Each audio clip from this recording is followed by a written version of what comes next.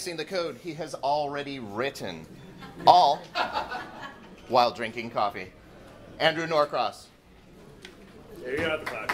Yeah, it's all right. He hasn't earned it yet. He is a cybersecurity researcher and crypto activist.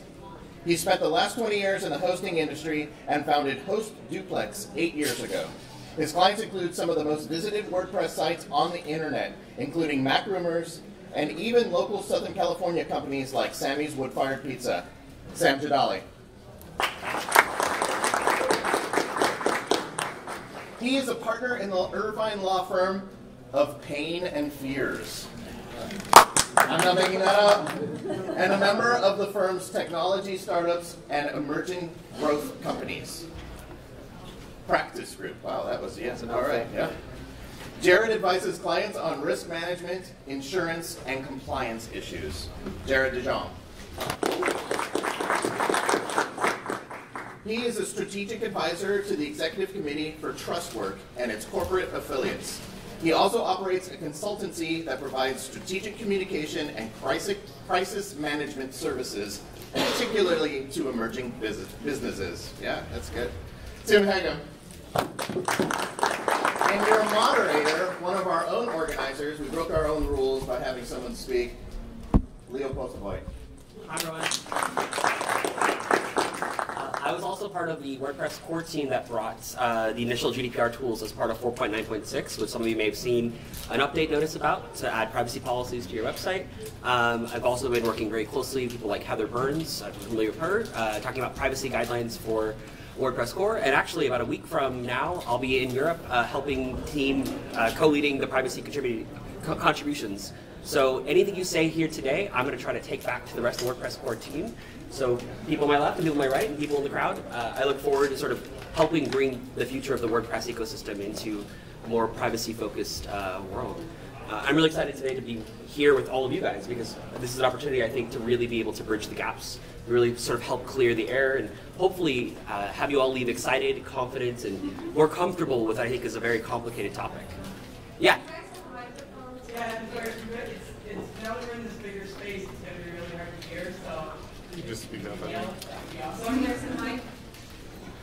There are chairs up here. That's probably the best I can do for the second, because I don't know if we can get there, but I will try to speak as loudly as I can. So, that's a great question. And while we're finding people, Drew James has my coffee, so. Important. We're supposed to be here by now. In any case, we'll be asking questions today about hosting, about site advisement, about the law, about data controllers, about data processors, about what you can do today, what you shouldn't do today, and sort of hopefully you guys all leave today with a feeling of next steps that are appropriate for you, your businesses, your clients, and maybe a way to talk about this in a way that hopefully is healthier and more holistic. So I'm really excited today, and thank you all for coming. So my first question, and this is, I'm hoping to ask all four of you, I'd love to hear from your perspective, since you're working with agencies, hosting companies, and all kinds of legal clients. What does GDPR mean for you and what you're doing, and tell me sort of practical things and how you're actually approaching GDPR. Sure, I'll go real quick because I literally just gave a talk on it. The biggest takeaway from all the GDPR frameworks and discussions is that privacy is the default, not to be added on later, and that we as site owners do not have exclusive ownership of data anymore, period. You can't just take stuff and not say anything about it anymore. And you have to be aware of what's happening on your site with the tools that you bring in. Like, that's the biggest thing that I'm taking away from all of this. So above and beyond any laws or any implementations, it's like you can't be ignorant about what you're running and hosting anymore. My biggest takeaway is just to make sure that people understand there's a lot of misconceptions that are going on out there about GDPR. We've had a lot of clients coming up to us and saying, you know, this is an EU law, what does this have to do, you know, with us in the US? Well, you know, if you're taking in personal data, you know, I'm not a lawyer, but if you're taking it, from what I understand, personal data from EU data subjects or EU citizens, you know, you're still going to be affected by GDPR. So I think that's one really important takeaway to make sure you guys everyone's aware of. the GDPR, as a practicing lawyer, the GDPR has maybe a different meaning for someone like myself. It is it's been a big boon to the legal community because there is a huge need for understanding what the GDPR is, who it's going to affect, and helping companies get compliant. There's also a huge role for data and privacy attorneys, which was really a kind of legal practice that didn't exist several years ago. So it's been interesting. I have practiced areas that overlap with many issues related to the GDPR, but for me as a lawyer, it's just been very interesting to see this huge boom in privacy law and data security. I would agree with what everyone just said. I do think it's GDPR to me right now, like really all it means is just an interesting social phenomenon. I think right now what we're witnessing is the commodifying of personal data. Before, personal data was just this thing, like you knew things about each other, you knew each other's preferences. It was sort of limited because our ability to interact with one another and collect data about those interactions was fairly limited. But now we have the tools where not only can we keep and record this thing called personal data, a locution that like didn't exist as of probably a couple decades ago, but now we can actually trade it. It's this commodity where companies are actually, entire business models are built around collecting and then monetizing personal data. So for me, it's just, I guess, very intellectually and culturally interesting to think about that, but practically, I guess, I view, I'll just nail my colors to the mast, I view the GDPR as, generally speaking, a bad thing. I think it represents good intentions, obviously, but I think, as with a lot of regulations, there are going to be a lot of unintended consequences, and I think you're going to have a lot of people who are, I mean, just the cost of doing business is going to go up dramatically, and query whether there are commensurate or outweighing benefits. I just think it's going to make things more costly, at least in the near term. So for me, just practically, I think of it as an opportunity to counsel clients and businesses, and also, you know, the businesses that I work for right now, thinking strategically about how do you live in a world where there is new regulation, how do you comply with that regulation or deal with that regulation as efficiently as possible. So that's, I guess, the practical aspect that I look at it from. So my next question, and I'm going to come back to this, whether GDPR is a good thing or bad thing, quite a bit, because it's a very big, very controversial topic. But I want to talk about sort of principles and purpose of GDPR. And my question is actually for you, Andrew. I'd love to hear from you sort of how you feel about GDPR's intention. Is it more about users? Is it more about companies? Oh, it's a combination. My feeling on it is a combination of users who, up until recently, didn't even know, like you're saying, they didn't even know data was a thing. They didn't know that their habits were being monetized without their consent or even knowledge. And so I believe it's a combination for users and to start to make companies actually think about and not look at data as strictly money, because that's really all they've done. Like, you know, Facebook exists because of data. They don't care about us as people, and that's fine. They're business. They don't have to. But I think the biggest thing is that, you know, good or bad, like I personally think it's good, because I think in the US we've totally messed up privacy way, way too far. And yeah, some of the stuff is reactionary, like almost every law. So yeah, there's going to be people that get snagged up that shouldn't. Like, there's going to be those edge cases like everything else. But I think without some sort of course correction from our thinking, especially in the U.S., it's only going to get worse, because the new data, you know, more and more data that we're, whether intentionally or not, giving away, combined with now all the AI, the machine learning, like everything else that they can now do. Like you're saying, 30 years ago, we only knew stuff about the people we actually knew and interacted with. Now, because of all the social tools, you know people's birthdays that you haven't spoken to in 30 years. The next level of that is then being able to put together that data using all the new software that I don't know anything about. Is we're now able to process that stuff way, way faster, which means they can figure out stuff way, way quicker. And some of that may not be things you want people to figure out, because I'm sure everybody here has parts of their private life that are they are private for a reason. And the reasons are whatever you want them to be, and it's nobody's business but yours why they're private. If you share enough information, some of those models and softwares can figure that out, even if you never say anything about it. Because they've pieced together a bunch of other things, they can now figure out, oh, you like this thing. And maybe that's a thing that you don't want people to know. Maybe you'll lose your job over it. Maybe it's illegal. So yeah, I think it's a little heavy-handed, but I think that's in part the reaction to the lawlessness that it used to be.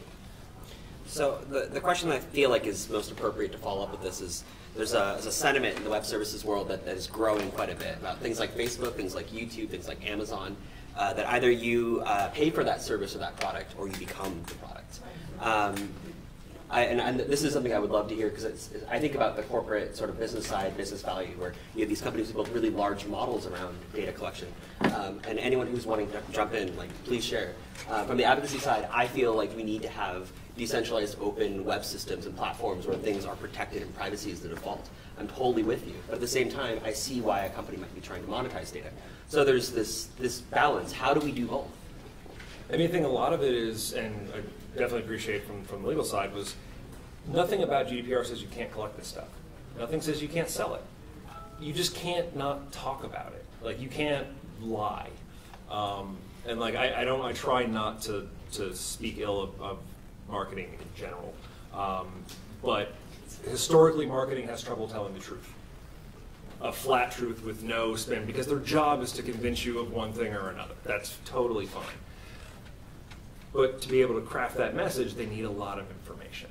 And that's, initially what funnels it. And that's, I think, we're going to see the impact. But I do believe that overall, this is the right movement. And yeah, absolutely, if you're not paying for it, you are the product, because none of them are nonprofits. I agree. I think as we're moving towards AI and automation, this data is going to become more and more important. And as there are more data breaches right now in today's society, we have to address that. And I agree a little bit with Andrew here that, GDPR is one way to address that in the sense that, how are we going to secure our data? And I think, Facebook and Google, they're obviously taking all our data and they're monetizing it. But I think in a sense, right now, in this moment, it kind of seems inevitable. But this is our first step to controlling that and controlling our rights. And I think GDPR is the step in the right direction, at least in that sense. I would just add one thing, and that is that this phenomenon we're observing, where there's like this tension between new and interesting business models, but then there's sort of there's a negative aspect to it where we feel like we ourselves are sort of becoming the product. This has happened before. I mean, look at commercial radio. I mean, if you look at just the values that people have in isolation, like noise pollution. Do you dislike noise pollution? Yes, I hate noise pollution. Everybody dislikes noise pollution. Are you sure? Yes, I hate noise pollution. Well, what if I told you, though, that you could listen to programs and music and interesting thinking for free? The only thing you'd have to give up is, every few minutes you'd have to deal with a little noise pollution. You have to hear some unsolicited advertising. Well, most people would say, I would be okay with that. Boom, now you have commercial radio. In some sense, you became the product with commercial radio. It was just they were selling airwaves to advertisers to get your ears, basically, and to try and sell products to you. And so we all had to kind of like just deal with the fact that there was a social cost, but that social cost allowed for a completely new kind of business and allowed for a new social good. I think what we're seeing is here the same kind of thing. What we're giving up it's not noise pollution now, it's our personal information. It's now being bought and sold, just the way our ears or eyeballs have been sold by television and commercials and radio commercials and the like. So there is that tension, but it's not a really new one, I think. And I think it's helpful to think about it from a similar perspective as a series of trade-offs. And we have to just decide, okay, we are going to allow this phenomenon to exist. We are going to allow big companies to commoditize our personal information. We just have to figure out how to regulate it without over-regulating it or under-regulating it. And it's the same thing that's happened with the FCC and radio and television. It's a similar phenomenon, I think. One thing, and this really comes from you, Tim, from some of our conversations, is the GDPR, and any regulation for that matter, creates a barrier to entry in the market. It's going to set up, and you're already starting to see it with the GDPR, where the larger companies who process and control data, the Amazons, the Facebooks, the Googles, they can afford to hire 250 data and privacy attorneys. They can hire a team of engineers to deal with GDPR compliance. But emerging companies, startups, are going to have a very difficult time entering into a landscape where there's very stringent and expensive regulation.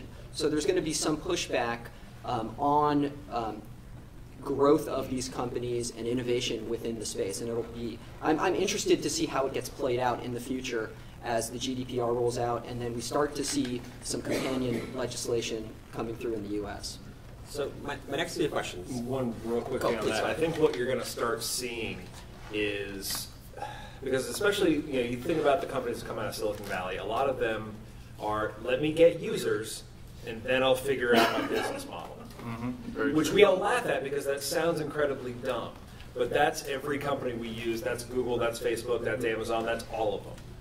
And so for some of these small companies, some of these small apps, their only revenue source is selling your data. So in that regard, yes, it's a regulation, but they're shady to start, and they don't have a valid business business model. So those companies are never going to exist. And it was because I know the documentation we were going over. Someone mentioned Sarbanes-Oxley, and I worked in finance for like 10 years. I was fiduciary, and I was there during when Sarbanes-Oxley was all the stuff they implemented in the financial markets after Enron and all that. And it was a lot of rules, a lot of documentation, but it was because companies like Enron were able to wholesale rip off states, in the case of California, but just straight up lie about stuff. And there was no way to prove that they, again, it was reactionary. I remember I went through 4 audits. Each year they audited something different because they weren't sure what to audit. And I don't think anybody ever came, I left in 2009, 2010, to check on it. Like a lot of it was self-reporting, a lot of it was by doing the auditing, you're now aware of the controls you have in place, you know who can access data, that sort of stuff. A lot of times that in and of itself can get you, I'm not in no way legally speaking, but can get you in the process of getting compliant as soon as you figure out what you're doing. You figure out what you've got. But it'll prevent some things, but I'm not sure those things, like those are the things that would last for 2-3 years and then they get bought by Google because Google wanted their engineers. I think that would probably go away, a lot of it, unless they've got money from somewhere else. Well, and it comes down to, I think, core definition of services. So who here has seen the movie The Social Network, famous movie about Facebook, right? It came out in 2012 or 13. If you remember, like I'm not a historian, I don't know if the story is actually accurate about Mark Zuckerberg, but the platform he created was determined to get data about who was actually looking at his profile, so you could see which girls thought he was hot, so you could ask him out on a date. It was about manipulation from the very beginning. And so for that to lead into things like Cambridge Analytica, it leads me with no wool over my eyes. Like I'm not shocked with it. And then to go even one step further, like I run a local meetup, and I would love to be able to not have to use Facebook to advertise. I would love to be able to direct local companies not to use Facebook. We have to use this service because it seems to be the best one. But in practice, I disagree with those ethics. I would like to be able to not use that as a platform. But the challenge is we don't have open, decentralized answers yet to be able to respond. And a sort of GDPR-esque, privacy-esque. I don't think you'll ever get users to use them. I mean, we've had decentralized tools, like the web started as decentralized tools. You didn't get any internet until you figured out how to do something at home. Like I remember installing the 2400 baud modem in my computer. After my father was like, why would you want to make your computer have phone calls? Like that was his idea. Hey, this is the early 90s, but so we've the access to all that stuff is going to be there. It's going to grow. It's going to change. I think a lot of it's just consent. Like the basic idea, like we didn't know. I would be remiss to say that 30% of the web runs on WordPress. Like we all use this tool that is open, that is decentralized, that is open source, that has certain aspects that are private, right? But we have networks that we've created, and on top of that, it's running on open source software that also is ubiquitous across the web. That isn't closed and necessarily inherent. But WordPress didn't really get any traction until people could click a button to install it and click another button to update it, which at that point it's decentralized to us because we know the nuances and differences. But for a regular user, it's a website. That's all it is. So like remember when Discord, like the Mastodon River, like the something replacement was going to come out. I think Facebook replacement died in the water. Every single time, because people are like, well, everybody's already here. So, like, decentralizing something where, like, I know people, and there's probably people in here, the only reason they have Facebook is because that's how their parents see pictures of their children. Like, that's one of the most reoccurring things I hear people say. I can't delete Facebook. That's how my family sees the kids. Or that's how I hear about events. Like, that's the one thing not having Facebook. I haven't had Facebook since 2010. That's the one thing I miss. I don't miss the big events, because those things you find out, but it's the, oh, so-and-so's moving, we're getting together tonight. I miss all those if someone doesn't call me. Like I found out a buddy of mine has stage 4 cancer. It was on Facebook first. thankfully somebody called me. But that's the big stuff that, that's where your small human networks are going to take over anyway. But yeah, everything else is automated and I just miss it. I really like this conversation, but I'm going to move on to the legal stuff, which is why we invited you two here. Because I would love to pick this up, and we should continue to talk about this after this. But I would love to talk about GDPR nuances that people get right and wrong. And let's start with the fun one first. I'm going to have Tim talk about this. So tell me what a data controller is, what a data processor is, what's the difference? And also, give me examples of maybe where I might be both. Because that's, to me, the more complicated nuance. For example, I think of like an agency. You have a website that you collect data of your controller, but you also work with clients. And your client data might also be data that you control. And that consent factor gets into real messy details. I'd love to hear more about how you do that stuff. Yeah, sure. So I'll just preface it by saying, I think when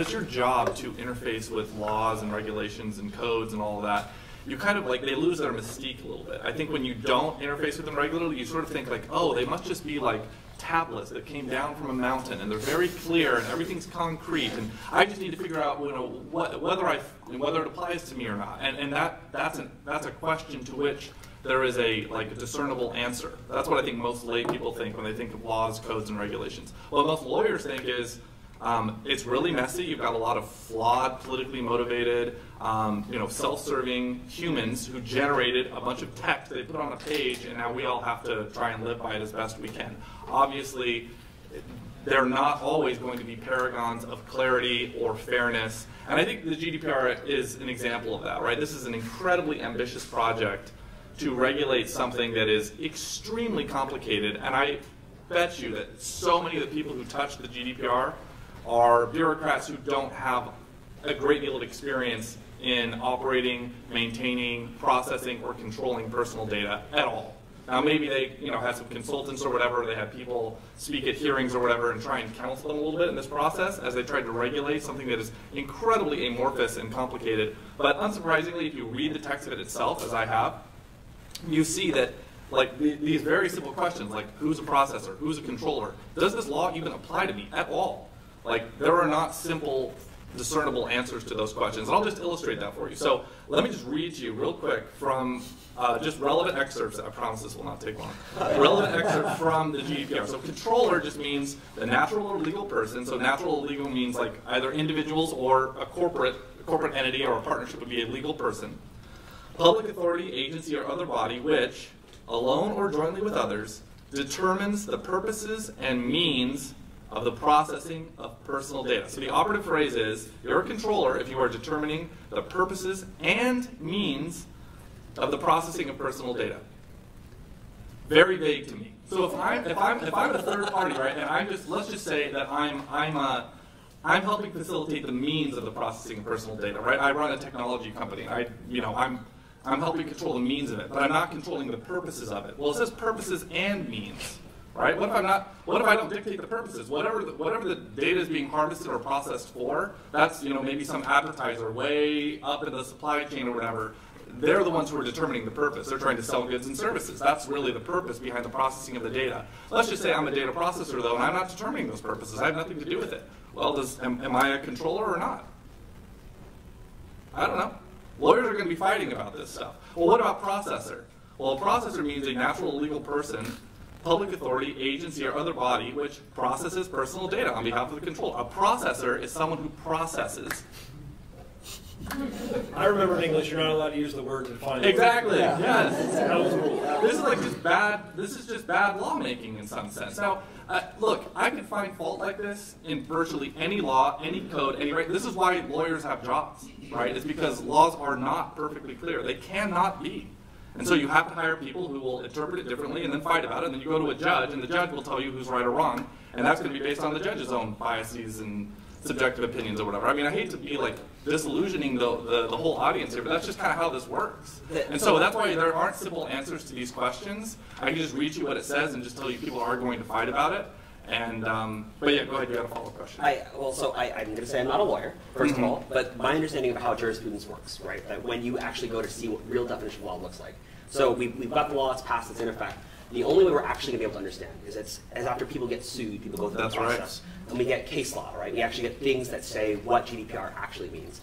Same thing for all the other laws that exist in America or in Europe. That case law eventually determines what it looks like. And Jared is actually the better person to talk about this because he's still a practicing lawyer. I don't look the part, and it's because I don't play the part anymore. I hung up my legal spurs some time ago, but yeah, like Jared could tell you all about that. Like that's how regulations get fleshed out. Yeah, you'll be back. I was just going to say the irony in all this is that GDPR states when you're accepting personal data that needs to be in a clear, concise manner, and how ironic it is that right in the law itself it's so vague. It's neither clear nor concise. Right. So, David, I'd love to hear a little bit about that from your perspective, how jurisprudence gets set, and also how David, who do GDPR... you mean by that? I'm Tim. Sorry, Tim or Jared? Jared, okay. But not David, Jared. I'd love to hear more about how sort of jurisprudence gets set here, and also, like, practically, what does GDPR mean for Americans? Like, how should we be acting on this today, or a week from now? Well, I'll take the first question. In terms of how a law is going to be interpreted, you have to understand that the GDPR is a European law. It's not an American law. It was not passed by the U.S. Congress or by the state of California or by any body, regulatory body in the U.S. And as vague as our laws tend to be and can be, the GDPR strikes me as much more vague than anything that you would see in the United States in our laws. We tend, in our system handed down from the British common law, we tend to want clear rules. At least up front, we can argue about how those rules should be applied, but you don't see the kind of vagary that you see in the GDPR, like whether, for instance, you should have a data privacy officer or something like that, whether it's going to turn on whether you process a large amount of data. I mean, what does that mean? Do I process large amounts of data? I'm not sure. I'm not sure I do. I'm not sure when I do. So what you're going to see with the GDPR, what's clear, is that you're going to start to see enforcement by the EU and member states.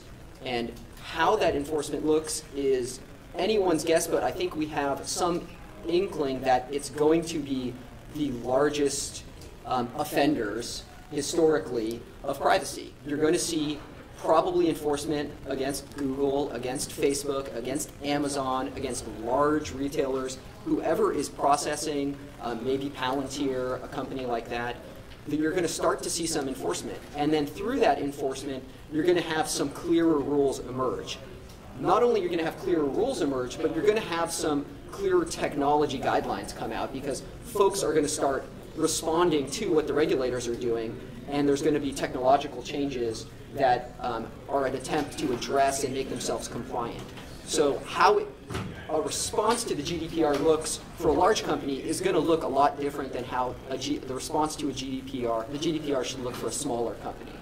A smaller company, in my opinion, needs to do what they can, but at the same time, not go out of their way to flagrantly violate the GDPR, but also to keep their perspective in their head and understand that they're not likely to be targets of the GDPR enforcement, at least not right away. We haven't seen it, it's a new law, but you have to just sort of use some common sense and think about why the GDPR was enacted, who the European regulators were thinking about when it was enacted, and whether you fall in that category. And if you can do things to make sure that you're not flagrantly violating it, that's obviously a very good idea, and to try to get yourself compliant. But you know, we can delve into the weeds, but that's my sense of how it's going to affect. So let me ask a follow-up. So I read that the average Fortune 500 company is spending at least $1 million to comply with privacy in Europe.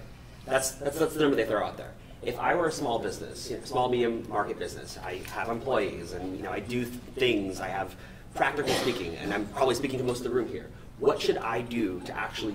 What should I do as an American business if I'm worried about this law? How much should I spend? How much should I allocate? Do I get insurance? Like, what do I do? Well, I mean, Tim and I had this conversation outside. The GDPR is best if it's treated like any kind of a significant tail risk that has consequences that could be catastrophic. If you're the target of a GDPR enforcement action by the European Union, and if you've seen the potential penalties that attach to the GDPR, they're huge. But the risk is infinitesimally small. So what you want to do is make sure that first you have insurance. I mean, I don't know, and this is just generally, I don't sell insurance. I am an insurance litigator and I deal with insurance a lot. I don't know how many folks in this room have companies or work for companies that carry cyber insurance or tech E&O insurance, which is insurance for professional service providers in the technology fields. But I mean, if you don't carry that insurance right now, just in general, you should talk to someone and try to get it, because it's pretty imperative to have that kind of insurance. The GDPR will attach to that insurance if you get certain what they call riders or endorsements to the policy. You get a you have a tech insurance policy, you get a GDPR endorsement, and you get an endorsement that protects you against regulatory actions. The regulatory actions are going to be either from the Europeans under the GDPR, or maybe the state of California, or maybe the federal government. So that's going to be the most cost-effective way to deal with it. I mean, you can spend $1 million in legal fees and tech fees and other things and give yourself many sleepless nights, and you should think about what you can do. But carrying insurance for this stuff is essential, I think. I was say, I'm listening to you. I mean, not that I disagree, but I would think that security would be a factor as well to make sure that your data is secure. Yeah, that's actually the next question that I have. It's for Sam here. So you're saying that the question is around security. Like, to an extent, like I think one of the practical answers is things like Privacy Shield. So I think Privacy Shield is a really complicated framework, but it's a good attempt. It's this bridge between Switzerland and the Federal Trade Commission. It's this attempt in the United States to actually have some of these mechanisms for this law. And you mentioned that this is something that you guys are starting to tackle with at Host Duplex. Exactly, and we are in fact right now under the application review process for the Privacy Shield, so we're awaiting that. I know Andrew's company, I think Liquid Web, is a certified Privacy Shield member. But from what I understand, Privacy Shield is probably the closest GDPR-like program that's law that's occurring right now in the United States. And it was a collaboration, I think, between, like you said, between the U.S. Department of Commerce, the Swiss administration, and the European Commission, and they came up with this law, I think, sometime last year. And its goal was to provide companies on both sides of the Atlantic with a mechanism to comply with data protection. And they came up with this law. And the difference between, I think, this and GDPR is that this is a self-certification process program where we have to voluntarily apply to the Privacy Shield program. So there are companies like us, like Liquid Web, that are doing that. Its principles are really similar to GDPR, so they have very similar data subject right principles, like the right to be informed, the right to access. So it's very similar, and I think that's probably the closest thing we have, at least right now. I know there's other legislation like the California Consumer Privacy Act that's on the ballot this coming November here in California. Can I clarify one thing? I also didn't mean to imply that companies should not be concerned with cybersecurity and data security and making sure that data is stored securely and safely and that they're handling it properly. I mean, that's just a given. I'm talking specifically kind of about the GDPR because the GDPR is different than the way most companies normally think about and handle cybersecurity and data issues. Normally, companies think about maintaining their internal systems, data breaches, lost, unauthorized access to data, those sorts of issues. The GDPR is fundamentally more about how the data is being handled and stored, even if it's stored securely. So it has it's different. It's a significant change to the way most companies have been thinking about data security. Yeah, I mean, I look at it at a high level, like security is such a major issue in the WordPress community, and every time someone gives a talk on it, people usually leave in tears. They're like, oh my God, I'm doing everything wrong, I'm using the wrong plugins.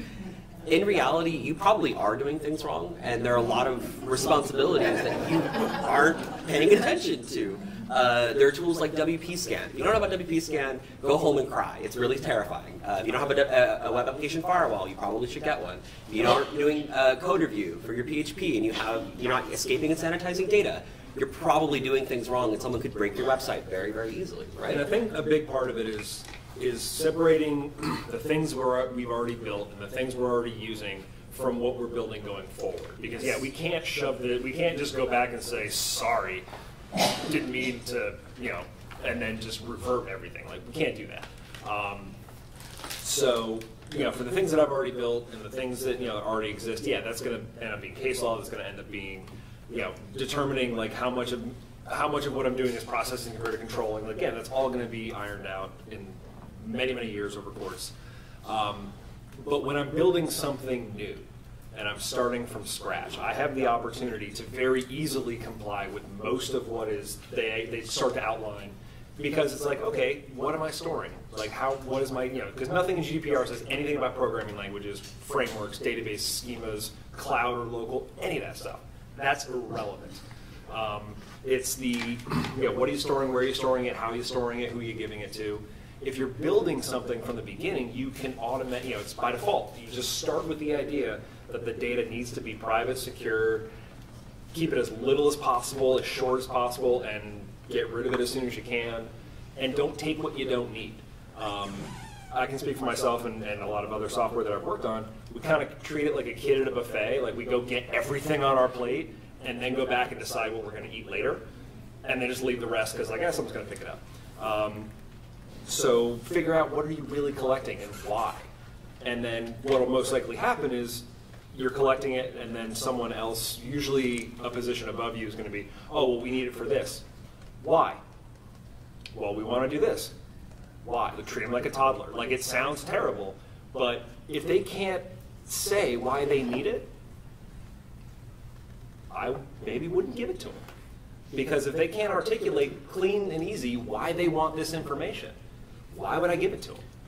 Like, same thing, like someone's like, can I have a key to your house? Well, why? Well, I want one. Why? Well, I'm going to use it at some point, maybe. Like, no, like that, like it's absurd to say that but we're doing the same thing, with other You see that all the social security numbers. So, you'll get, someone will request your social security number, doctor's office or something, and if you ask why, there's never usually a good response. Yeah, and because a lot of that is like, we as, say developers or say the doctor's office, the gal working behind the desk doesn't know why she's asking it. It's on a form, that's why she's asking it, that's her job. Just like us, it's like, why are we collecting the data? Because we were told to. We didn't really think about it. And then with that guy, the engineer from Volkswagen who's in jail for building the systems. Now, obviously, that's straight out fraud. But he was the one that built all the, helped build the systems for Volkswagen to cheat all of the emission stuff. Like, he's in jail. He's a nerd like us. He wasn't even in charge. So it's like they're going to come after nerds. Like, they haven't really yet, because they first go after the people with the seats and a lot of money, but they're going to come after nerds soon. You can't just say, oh, well, I just built what I was told. It's like that correlates way too quickly with I was just taking orders. So I want to ask you a question about your old job, because that's actually something that's close to me in my current job. I'm a WordPress consultant next to WP, where WordPress VPHC, just like Reactive Studios was. So there was a question about security. They still are, but yeah. I was not, yeah. I sold the company. Yes. Well, there's a key part of this that, for people who use WordPress and have a 7, 8, 9-figure business, this becomes a really critical thing. It's why you pay $1,000 a month for hosting, if not more. And I wanted to ask you, can you tell us a little bit about practically what it's like to run a company where external code review is actually part of your job? Yeah, first there's a whole lot of tools for that. You have all the continuous integration stuff with Travis and some of those other things where you can do those reviews. Implementing code review was always, when we first started doing it, I had gotten so used to coding by myself all the time that the first review I got, he worked for me and I wanted to fire him. He was right, by the way, but it was just I was not used to that sort of detailed into what I was doing because it all worked. But it's when we got on VIP, that's when I realized how many things I was forgetting to sanitize and escape, and now I don't do it. Whereas, the same idea, when you start building something, if GDPR is in your mind, you make decisions based on that. Where yeah, I'm going to encrypt and salt these passwords. I'm not going to store anything in plain text. I'm not going to maintain location data because I'm never using location data. I'm not going to prompt them for notifications because I don't have anything to notify them for. I think that's just the big part of it is just kind of removing that, figure out what you really need. Right. The people that are going to succeed with this, other than lawyers, because they always do well, is the people that are good at marketing are going to do better because they don't need the data to dictate how they do their job. There's a question. Oh, sorry. So back to the conversation before. So I teach online classes, and after supervise my course, I have a survey monkey. And the survey monkey will ask them what sex they are, they're male or female, and I'll ask them what age range. And the reason why I ask that is for marketing purposes. I don't need that for them to take the course, but I want to see a trend. Are my customers mostly female? Are my customers mostly 60-year-olds or 30-year-olds? Because that changes how I market my courses. And so I'm guessing from being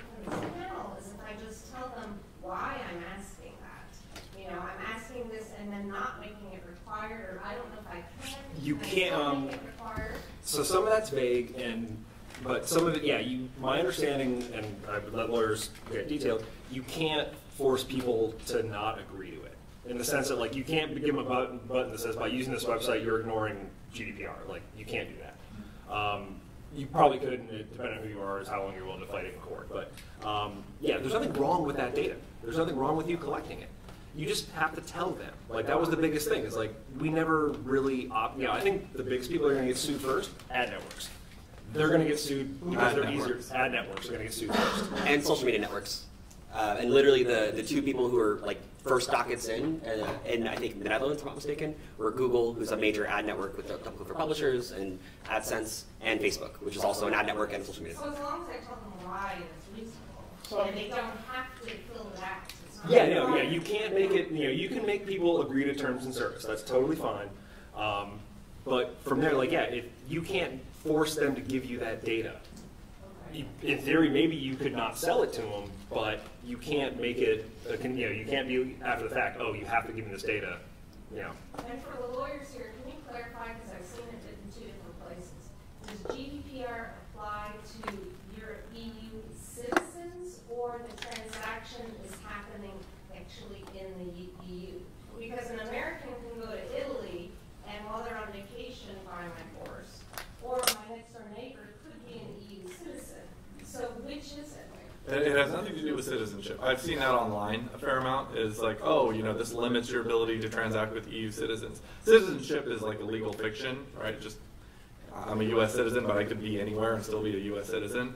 That's something that exists on the books and the laws in the United States. But residency is really kind of the gravamen or the turning point for. Residency, not location. So if an American is in Europe on vacation, they're not a European resident? That's a great question, right? And that's a question to which, again, there's no easy answer. Like, so for instance, let's just say I move in the middle of the year to Washington, the state of Washington. Am I a Washington resident for purposes of filing my state income tax return, or am I a California resident? Because there's a big difference. Washington doesn't have a state income tax. California does. So they're establishing residency or whatever. I mean, again, as a lawyer, I wish I could give you a really simple answer, but that's just one of the billion ambiguities that exists. I just know that the law itself says EU residents. When it's defining the very first section inside of the GDPR is called Territorial Scope, and it kind of explains, okay, well, like, what exactly in the world is being impacted by this law. It applies to processors and controllers who are in the EU that have established operations there in the EU, and then it applies to any processor, any controller, anywhere who is processing the personal data of EU residents.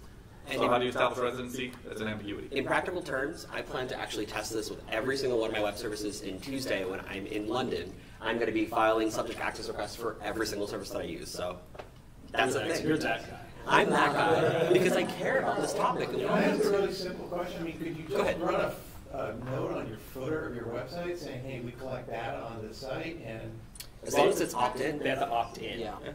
That's the big thing. You can't auto-check boxes anymore. You can't put them on your mailing list anymore automatically. You can't send them news and updates about your latest products automatically. You need their consent. Well, I'm just thinking, like if on your site on every page you got like an opt-in box or something. Does it have to be on the opt-in box? It just has to load before they do anything else on the site. Right. So it doesn't matter what page they're on your site. I mean, look at the WordCamp site. It loads that little box in the bottom. Regardless of what page you go to first, it loads that little box that says, hey, we're using cookies. Are you okay with it? Yes. That's consent. Oh, okay. That's, you are now, they're agreeing to that. And depending on how complex, you may actually need to build in double opt-in, right? So you need to have explicit consent. Yeah, I use double opt-ins anyway, but I mean, they're just like a first name and an email. That's all I'm collecting. But so yeah. as long And then as some of that stuff, it's like by giving it to you, they're consenting to give it to you. Whereas if you buy something and you automatically throw it on a list, that's not consent. I just want to jump, just to respond to your question again. We created a little heuristic of that you could kind of use as a rule of thumb for who the GDPR applies to, and what we came up with was you're a processor or controller in the EU. That's one way, and this is based on the way that they define the scope of the GDPR. So you process or controller located in the EU. Obviously, that's not going to be you. You're processing or controlling the data subjects of the union. So that's the EU. That's the EU citizen. You are processing the information of the subjects of the union. Or you're not in the EU, but the EU law applies to your location because of international law. You know, that is an entirely different and complicated area. Treaties and stuff. Well, I have lots of people who opt in who are in the EU, and I have lots of students who are in the EU. But you said opt-in. That's the magic word. They opted in. They signed up for your course, so you may have already have that consent. If You have legal basis for processing. Yeah, if you're dealing with EU folk, residents, citizens, subjects, then the GDPR is going to attach to working. Can we go back really quickly to the disclosure thing and the cookie thing? So in your example, you're saying, okay, this site collects cookies. That specifically applies to the cookie. You might be doing a number of things on your website that are collecting data at different points. It was my understanding that anytime you're collecting data, you have to clearly disclose what data you're collecting and why you're collecting it at that point. So if I have a form over here, even though you said, okay, the cookies here, this form is collecting your name and your email address, I have to disclose that. Can that be all done in one place in the footer and you agree to all of it, or does it have to be each time you're gathering that data? I would actually love to hear this from your perspective. And my question is really around privacy policies, terms of use, and just general approaches. When should I hire a lawyer to do this, or can I just go to a service and let that worry for me? So in terms of you want to figure out whether what you're doing is likely to comply with the GDPR. And also, to a larger extent, like we use different services. I might be running a web store, for example, and there might be requirements for that web store to be able to have something in the footer. Or I might be encountering American law that requires me to have a terms of service or privacy policy or something of the sort. So can you tell me as a company how I should approach that conversation, and even with the flavors of GDPR? Because it's closely related to this dialogue. I was reading an article maybe two or 3 days ago, which was trying to catalog various ways that some of the larger companies are trying to deal with GDPR compliance. I think they were looking at the ESPN's website and the EU. And that has like 9 opt-ins. Yeah. I want to hear about dresses, I want to hear about sweaters, I want to hear about, it was like that detail. Yeah, and then there were some other ways that maybe seemed on their face less compliant, where it was like, if you click this, you're acknowledging that we can do all these things. It was less clear, it was less obvious. I don't know what the right answer is going to be. I think we're going to find out what works as we start to see. But in terms of who you should talk to make sure that you're compliant with the GDPR and other U.S. and state laws that apply to terms of service, running what you're doing by a data and privacy attorney is a good idea for that. And there is a cottage industry of those folks around. And if people are interested in speaking to one, I'm not one, they can come and find me afterwards and I can refer them to someone. But that's a good idea. You just have to always understand that it's your company, it's your project. You have to figure out what works for you. You have to use the lawyer as a tool and as a resource, and not defer all of your decision making. I just want to add one note, and that is, I think it's a practical matter. The way this typically gets sorted out, though, is you have the big players who are going to be the targets of regulatory action, and whatever they do, just copy that. And it is a sliding spectrum, right? Because the law just requires sort of broad objectives. It just says you have to get consent that is clear and explicit. It's sort of like lawyers, for instance. If we want to get a waiver, well, let's say we represent 2 clients and those clients have a potential conflict. We can represent both of them, but we have to get informed consent. What does that mean? When are they informed? When are they really consented? People agonize over this. You can navel gaze for the rest of your life over all the permutations of what all that means. At the end of the day, practically, just do what the big people are doing, and also make some. I think what's important to understand whenever there's an enforcement action, this could be with the IRS and tax issues, this could be with anything. When somebody comes in and says, if you can say, look, I tried to comply. It may not have been perfect, but clearly I was trying to get some kind of consent from my users when they were hitting my site. Now, did I do it at every page? Did I do it for every little possible thing they could have done on my site? No, but I didn't see the laws requiring that. I was trying to be clear and explicit in the consent that I was obtaining. Chances are that's going to be good enough, even though it may technically not be perfectly 100%. Okay, so just for clarification, though, in the current regulations, as far as you guys know, there's no requirement for when and where you collect that consent. It just says you need to. Before. It just says before. Sort of. So there's pre-existing laws that talks about, like the e-privacy directive talks a lot about this idea. It says that in the place where you're going to have data collection happen, you should have explicit consent. And it gets even further. It says that explicit consent has to allow for explicit opt-out of that. That's right, yeah. So you need to have erasure requests and export requests be just as easy. So if you have it buried in some sub-menu, or currently WordPress core, there's different solutions to this, but we haven't quite really agreed on one yet. it is not possible to do a front-end erasure request or a front-end export request. There are tools that extend what Core can do. What's that? I built one. He built one. There are tools that do this, but what's available in Core 4.9.6 today, it's not there. So you actually have to ask this question, what's right for me? What's right for my data type? And the solution is going to be individualized and unique, probably for every single website you do. And to piggyback on that, like I think some of the vagueness of the law is written because no two sites are exactly the same. Right. So the more specific they get, the more loopholes and disqualifying actions they've created, which is against the idea of the law in the first place. Some of it, yeah, is just lawyers that don't know what they're doing. But like, for example, there is a clause in there that says, like, your backups. If like I delete, you request and I delete your data today. Yeah, my backup last month has your data, and that's understood and okay. You don't have to go back and scrub your backups. But again, like that's one that they actually got like a nerd in the room and said, what do we do? But there's still a question about like what happens if you restore that backup and the old data reappears. So like how do you maintain a ledger? And this is a really big problem. How do you maintain a ledger of export and erasure requests? Well, the export shouldn't matter because users can go ask for it again. An erasure request, you should be tracking those anyway. Here's where it falls apart. This is actually my favorite little nuance in the GDPR conversation. So say I go to a European lawyer. This is a good one. So say I like all I want to do is like make a company crumble, and I go and I request for an export of the data, and I'm like, awesome, I have a good idea. I request for that data to be removed.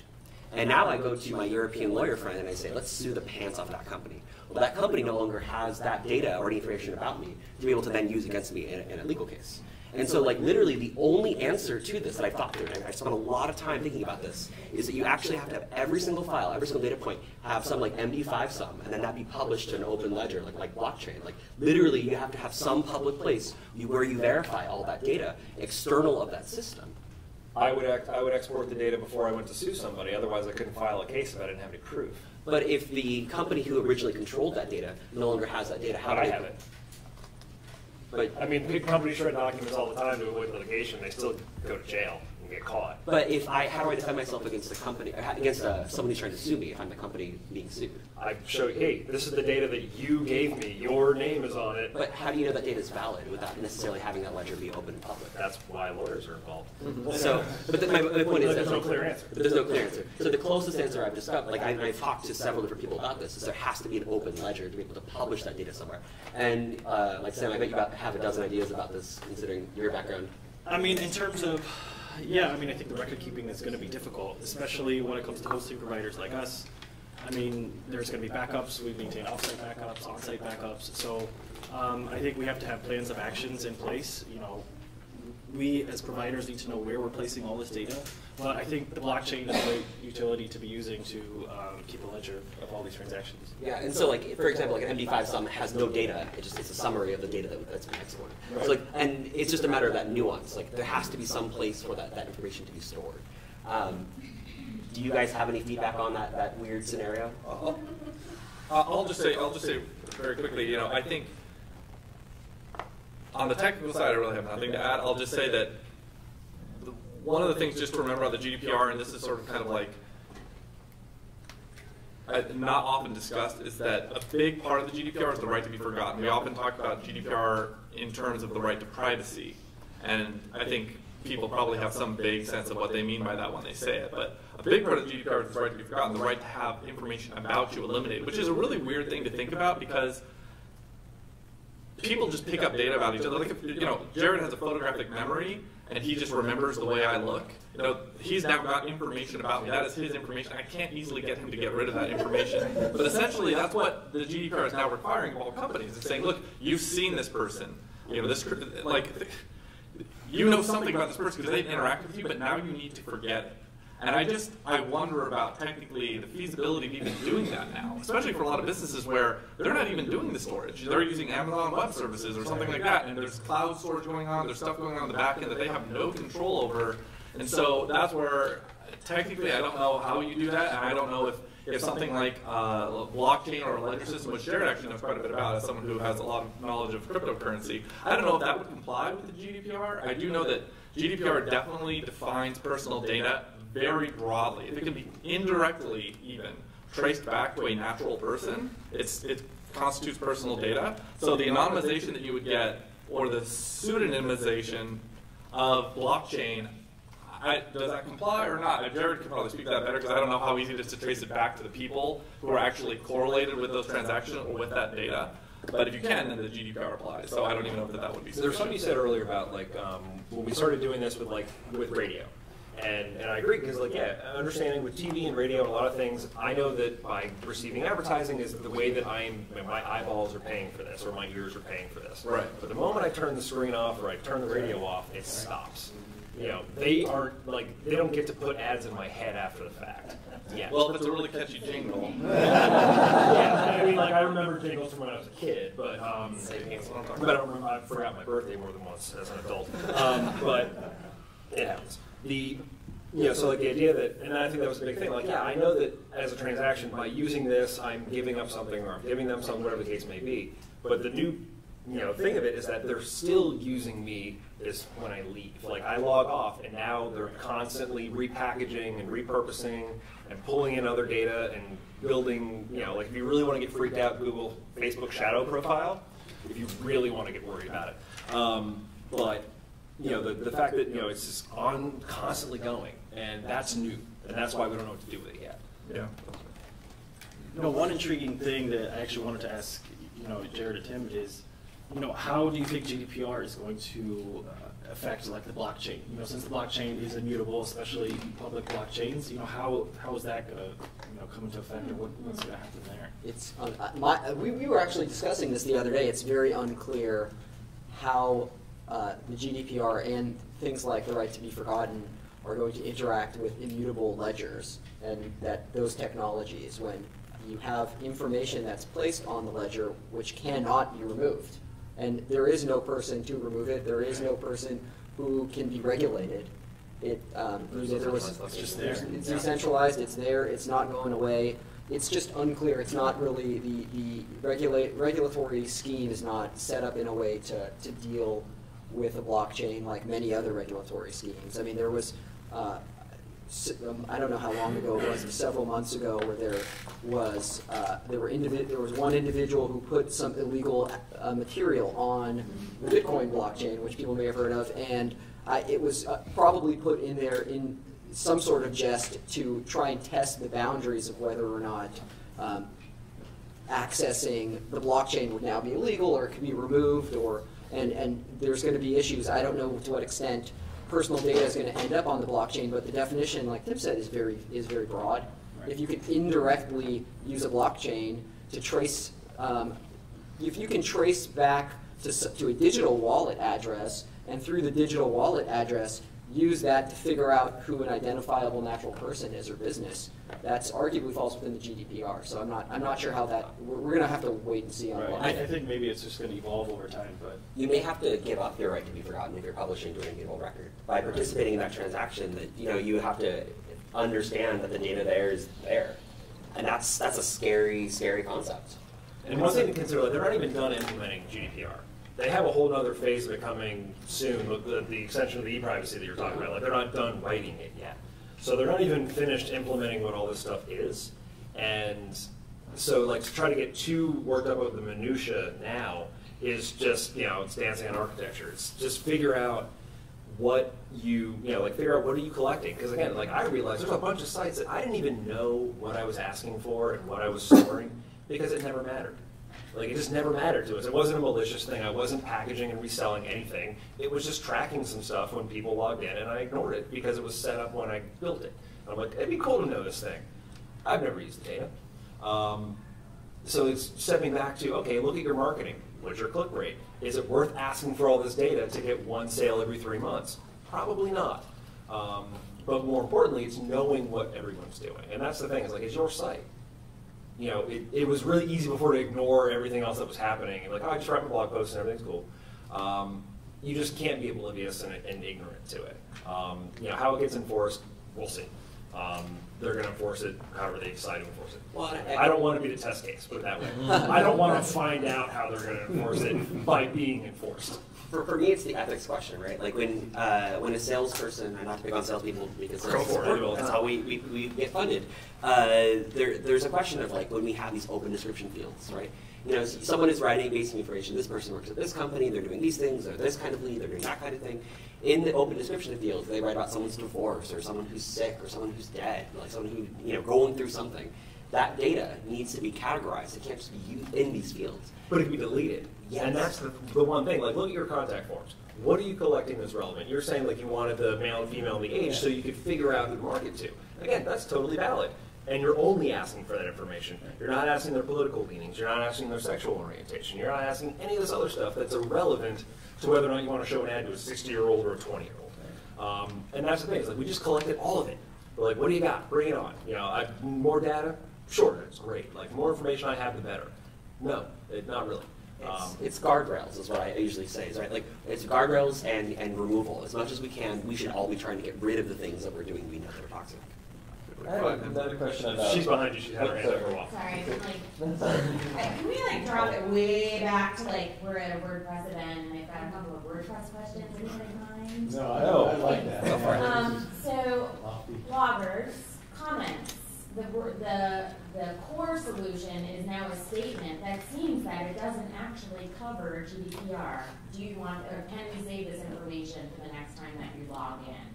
I would recommend, in particular, if you're concerned about GDPR compliance, working with the developer to filter that text or replace that text and say something a little bit more explicit, like, I consent to having my data be collected for the ability to be notified of additional information.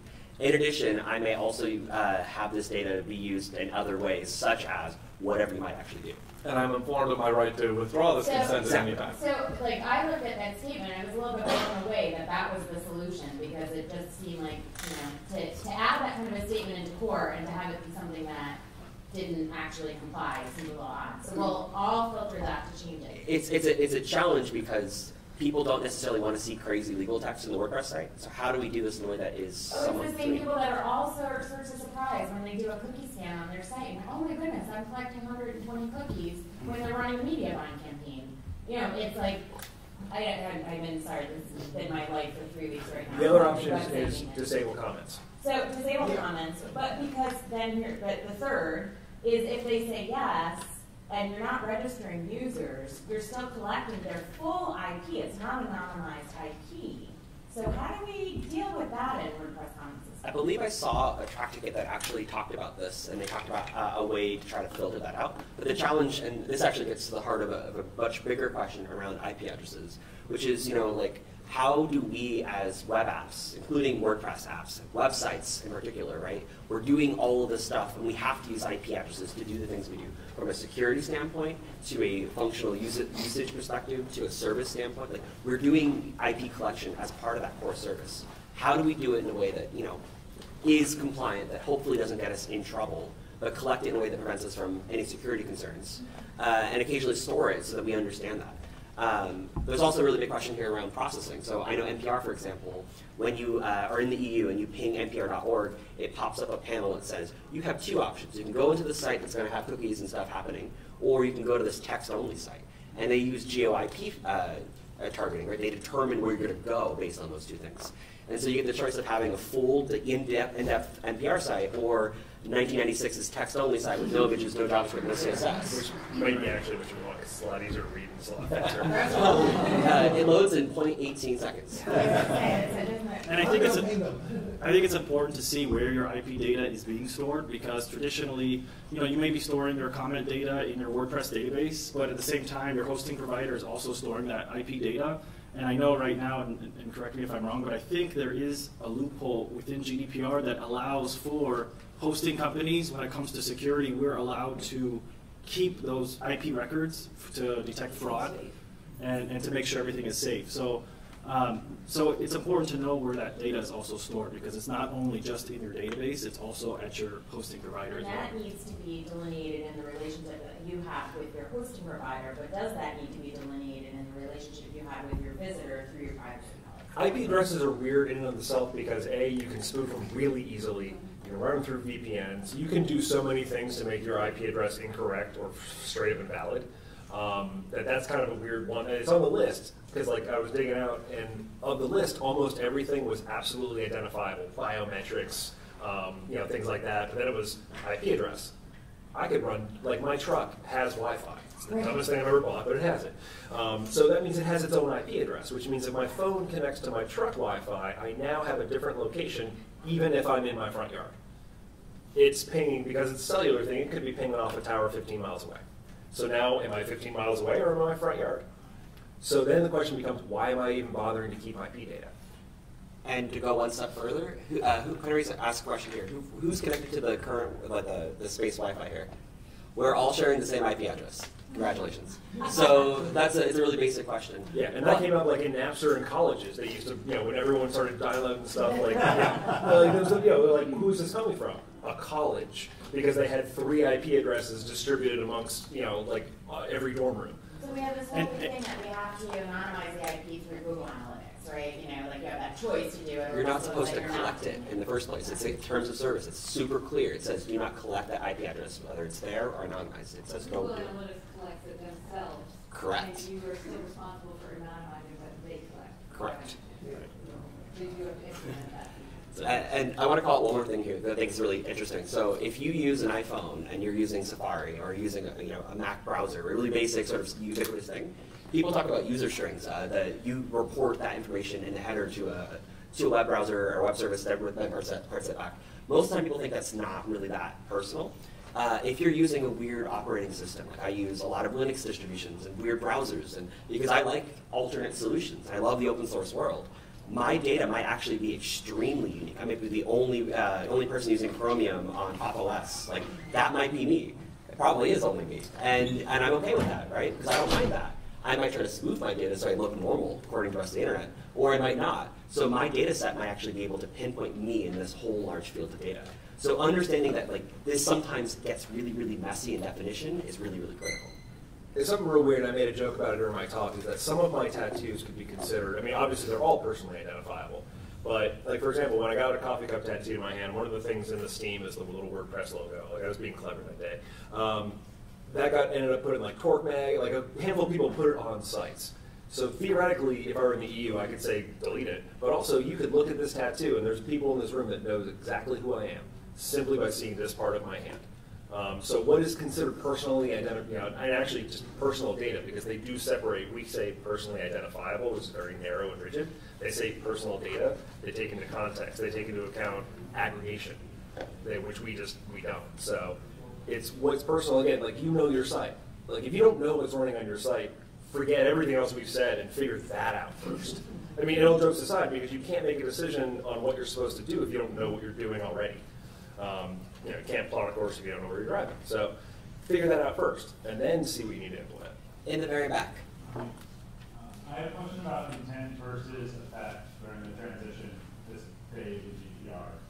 Specifically, so if I were a person in Europe and that desire to be forgotten for identity or political reasons or whatever, let's say, not going to be on the internet, and if one were to submit a request to be forgotten to a website, is the effect of that request to be forgotten in this phase that that account would be marked in the database as an identity that is requested and opted out, and it would be stored for several years until that first actually happened? There's nothing in the documentation says how that has to work.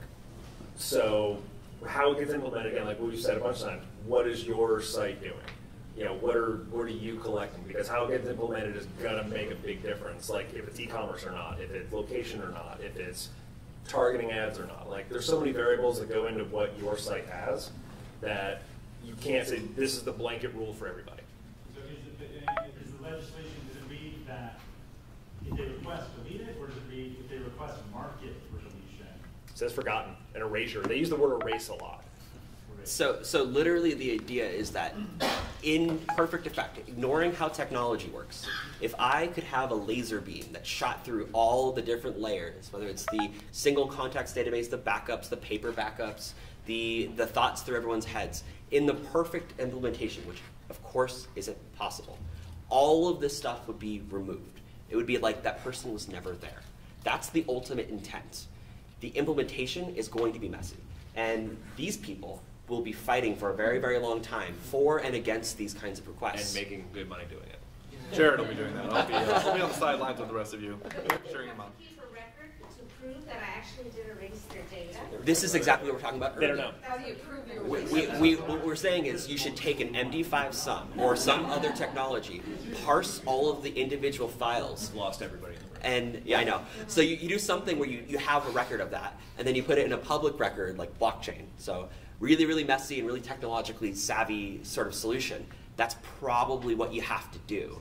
And there isn't really a clear answer because most people have a really hard time grasping what the concepts of that is, let alone the legal challenges, let alone the public policy. So all of this stuff is really, really hard. And usually that's 5 or 6 different people who can't agree on a single solution. And even like moving towards the future, my concern is maybe one day there's going to be technology powerful enough to reverse certain types of hashing. So, and at that point, maybe say 20 years in the future, are we going to be able to personally identify that data, that's stored in an immutable blockchain? Yeah, there's a risk. Look, at the end of the day, the key takeaway for people like yourself, if I'm understanding your situation correctly, is if there is a clear and explicit request from a user to remove their personal data from your records, just try to remove their personal data from your records. Now, there may be vestiges of that data somewhere in the cloud or somewhere on your server, but the key point is, can you demonstrate a good faith effort on your part to reasonably comply with the GDPR? If you've done that, then you're probably good. You don't need to become a data expert to... But, okay, so let's say I do that and I erase it, and then next month that same person comes back, and I'll say, well, I erased it. That's on them. If they give consent a second time, then they gave consent.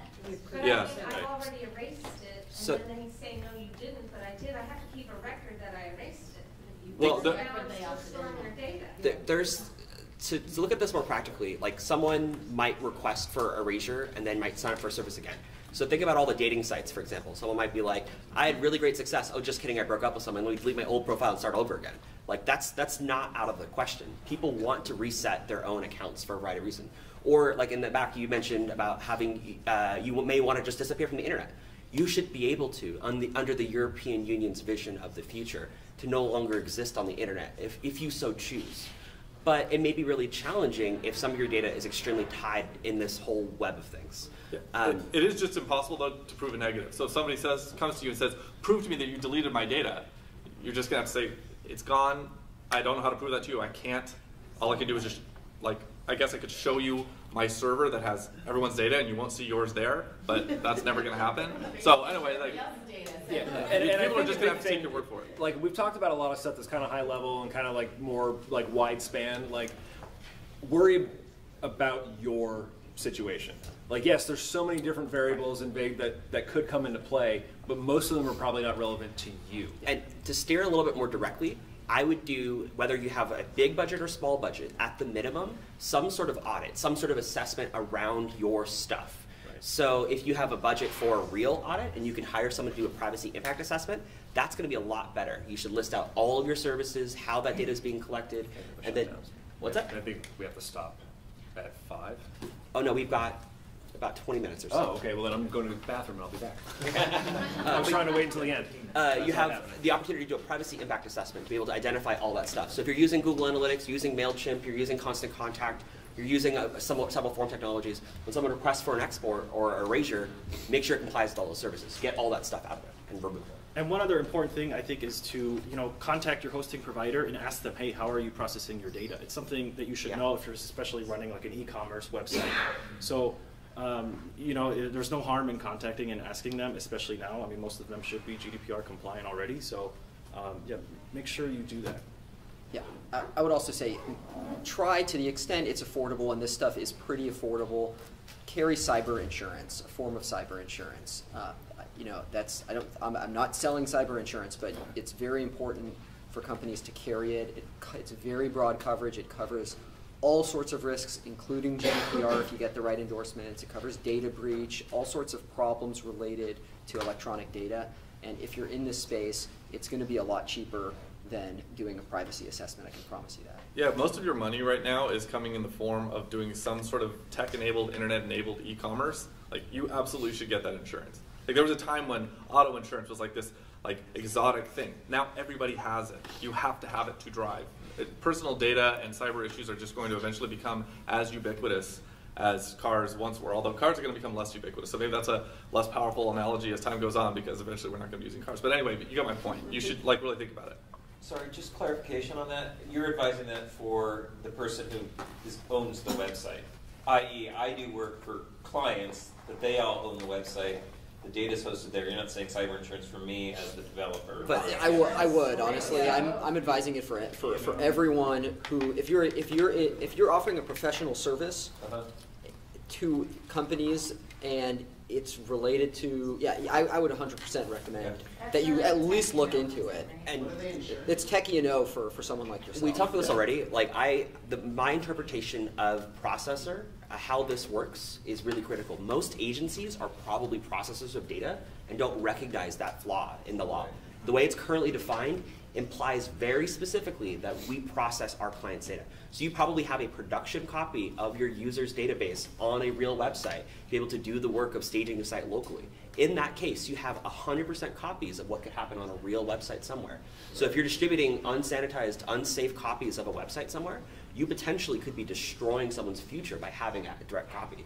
So if you're not handling that data, you're not training your developers, you're not training your project managers, you're not training anyone on your team to be careful, like, you know, you're going to carry a risk, a very clear risk. Yeah, you're a professional service provider. Lawyers do this all the time. We all carry malpractice insurance, right? Because we may have clients who sue us. We may have the state bar coming after us. Any number of things. So we pay an E&O carrier a certain amount. We pay a certain amount in premiums, and then we just sleep better at night because we know that if there's enforcement actions, if there's a malpractice lawsuit, we may have coverage. And so I think just other service providers now in other industries are going to have to start thinking very critically about how do we hedge against this extremely unlikely thing that I'm the target of some GDPR compliance enforcement action or whatever. How do I just make sure that even though as remote a possibility as that is, I have some protection against it? So let me ask a follow-up question to all four of you. So I want to know, who do you think is actually responsible for privacy at a company or sort of in the ecosystem in that same case? So I have a pretty broad definition, but I'd love to hear sort of how you all view it. So yes, it's lawyers, because that's the very obvious one, but who else is responsible beyond that? Define responsibility. Like, are you talking about liable or responsible? Both. Because those are two very different things. Both. So in the case, in the discussion around privacy, we're advocating on behalf of a better technology moving forward. We're advocating on behalf of better transparency, better tools. Whose job is it to? Some of us are. Like, but I'm with what I'm saying. Like, because again, like the immediate argument, not everybody, and for reasons whether it's heavy-handed or whether it's too overarching or whether it's people are like, I need this data to be able to sell people better. Like, not everybody's on board, obviously. Some people don't. Well, the U.S. doesn't value privacy, so most of the companies don't either. Well, being operationally, like at a company, is it legal's problem? Is it technology's problem? Is it the CEO's problem? Is it everyone's problem? Yes. I mean, it is like, and you were talking about privacy, the impact assessments. Yeah. Those are things you can do on a new project and you can do on an existing site to just start to figure out what it is you're collecting and what's going on with it and where is it going and all that stuff. That document, the privacy assessment, the way that it was written, like that has to be accessible to everybody involved in the project, which means that everybody involved knows what's going on with the data, so you can't essentially, hire out small pieces so nobody knows the whole thing, and beyond that, like regulators are allowed to ask for it, and you have to submit it if they come after you. So yeah, it's like the IRS. Once the IRS starts auditing you, you don't try to like argue minute details. You try to make sure you don't get hit that bad, because if they're already coming, they already have enough information to hit you with something. So I think it's literally everybody's response. But as developers, how much? I mean, who here does any sort of development work? How many things have you built the client has never seen and has no idea is there, but works? Yeah, I mean, a lot of the stuff that we build, no one else ever sees because no one else really understands it. They just know that we built a thing and it doesn't. So if you approach it with all this privacy stuff in mind, you're already mitigating most of those problems potentially before they ever get to the C-level or they ever get to legal, because you can't get sued for data you never had. Like if you don't collect it, you don't have to worry about retaining it or deleting it or exporting it or validating it because you don't have it. I have a question related to that. Go ahead. And this is a very simplified solution. But, as a developer, most of my clients are U.S. based, and they only want to sell to U.S. customers. So blocking traffic from outside the U.S. so that you're only getting traffic in the U.S. I could run through a VPN and immediately get by that. I can convince you that I'm from any country in the world. And there are Chrome extensions that do it for free. Yeah.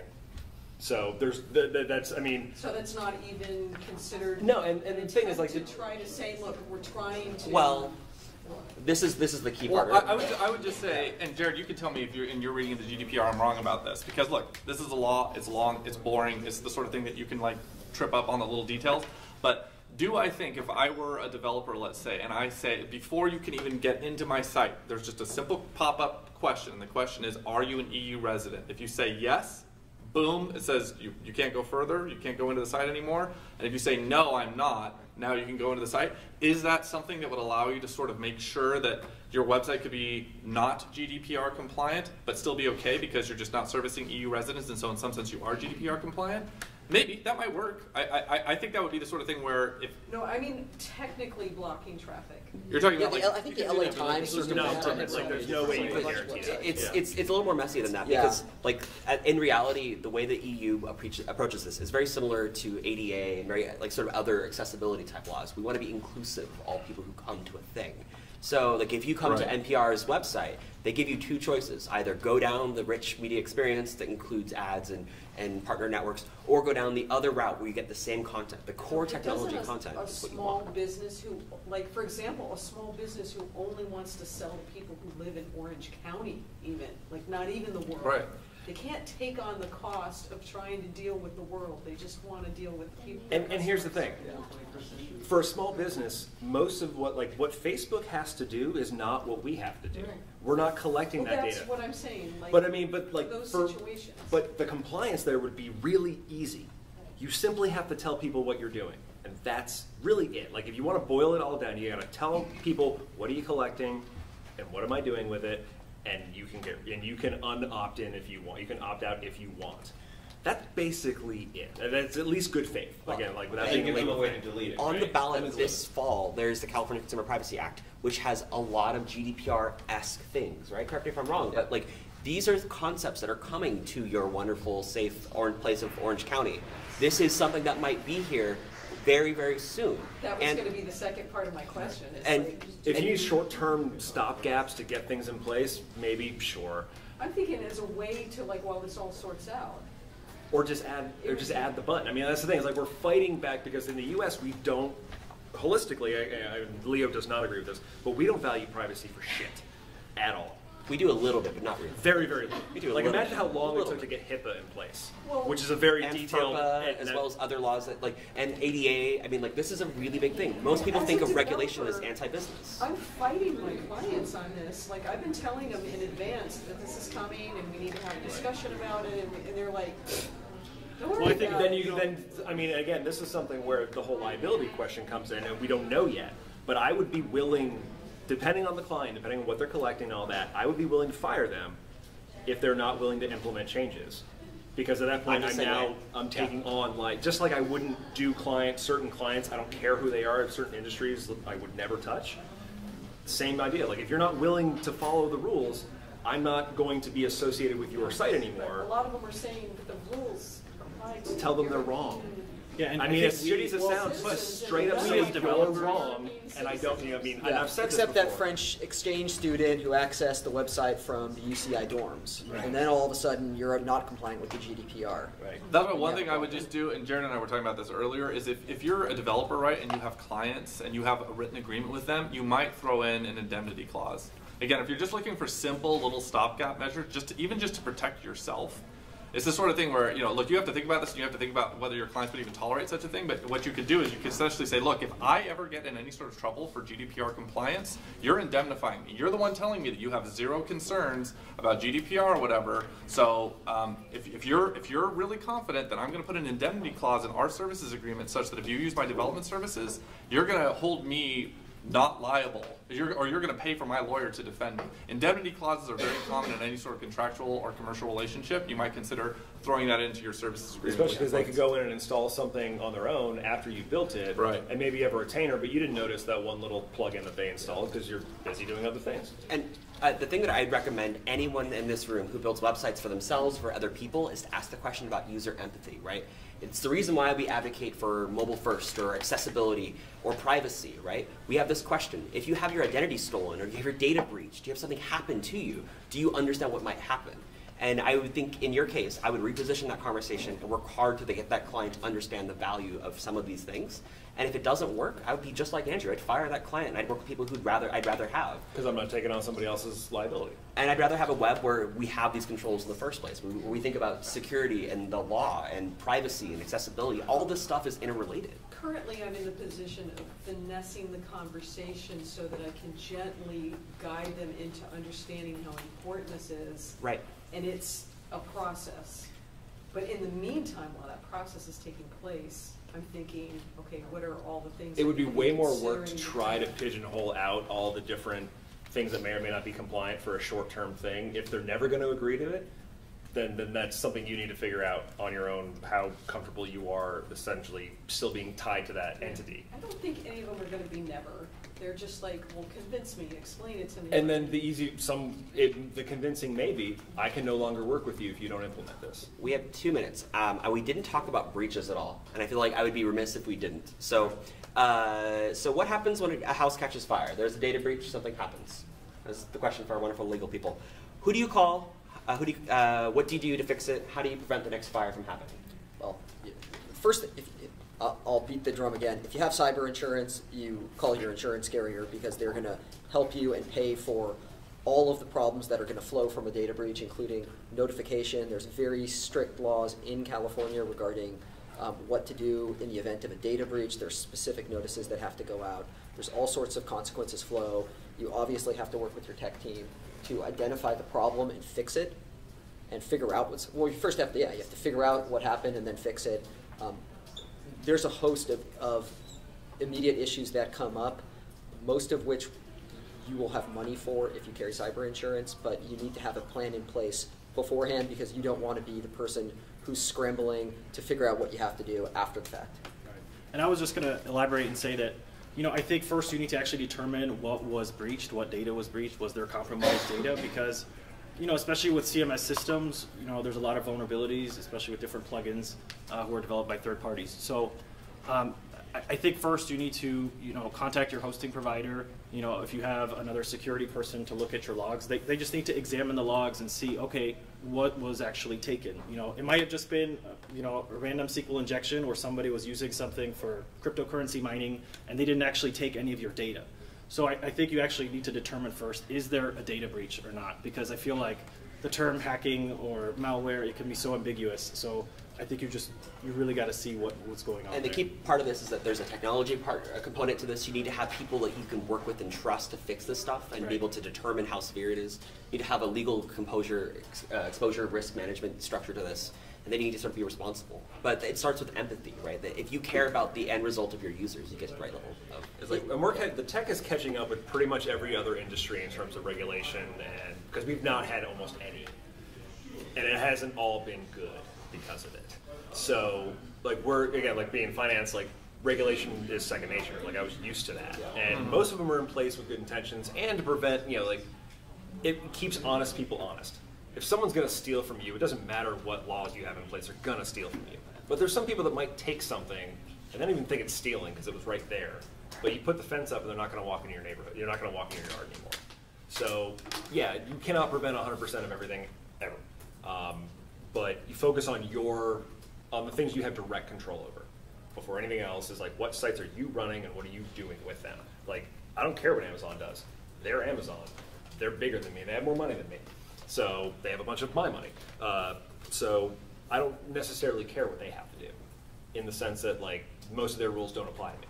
I don't have concurrency databases with usernames getting personal, any of that stuff. I might have someone's first and last name. So I focus on what I have, and then figure out how to approach what I have, and then let other people deal with their own site. Thank you all for coming. Closing remarks on the next hearing.